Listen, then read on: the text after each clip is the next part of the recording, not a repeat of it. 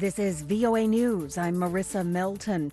A witness to last year's insurrection at the U.S. Capitol building on January 6th told the congressional panel investigating that insurrection that she was urged by Trump allies, that's allies of former President Donald Trump, to be less than forthcoming. AP correspondent Norman Hall reports. Former White House aide Cassidy Hutchinson told the committee she experienced a wide-ranging pressure campaign from Donald Trump's allies aimed at influencing her cooperation with Congress and stifling potentially damaging testimony about Trump. In extraordinary closed-door testimony made public, Hutchinson said those in the former president's circle dangled job opportunities and financial assistance as she was cooperating with the committee investigating the Capitol riot. She testified that her own lawyer, a former ethics counsel in the Trump White House, told her the less you remember, the better.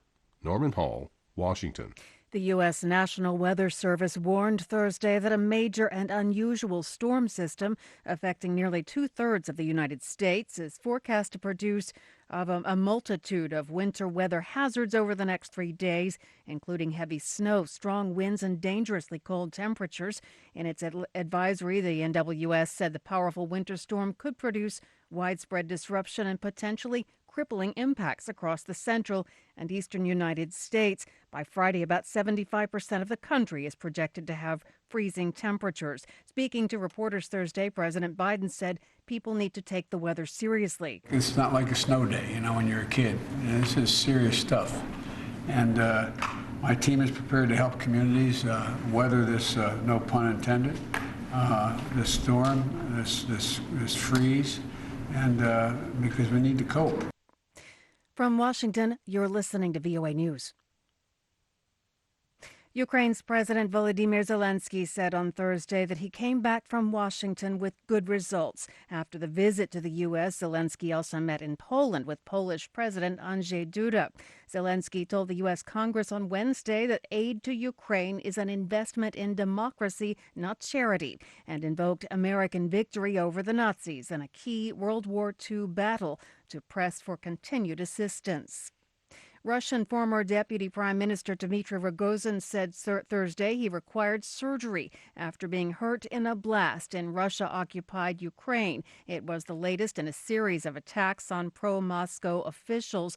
Rogozin was hurt Wednesday when Ukrainian shells hit the hotel where he was staying in Donetsk, an area controlled by Russian proxies since 2014. Earlier, authorities in a Russian-controlled part of Ukraine's southern Kherson region said a local official had been killed on Thursday in a car bomb attack.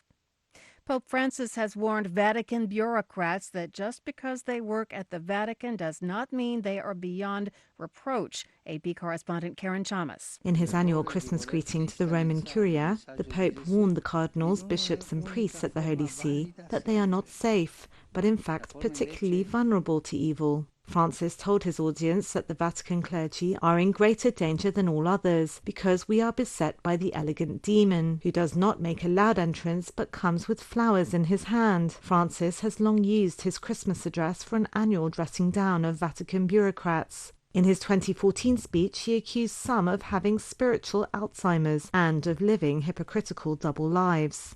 I'm Karen Chamas. Jobless claims ticked up slightly in the United States last week. AP correspondent Jackie Quinn has more. There were some 216,000 people seeking unemployment benefits last week, about 2,000 more than the week before. But the labor market remains strong as the Federal Reserve continues steps to cool the economy. The 4-week moving average of claims, which smooths out some of the week-to-week reporting, actually fell by more than 6,000 to nearly 222,000.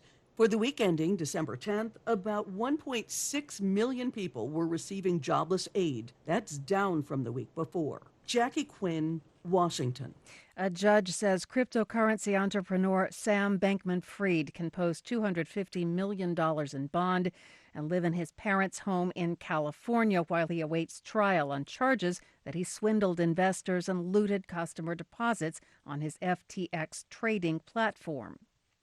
More on that and all the stories we're covering is available at our website, voanews.com. I'm Marissa Melton, VOA News.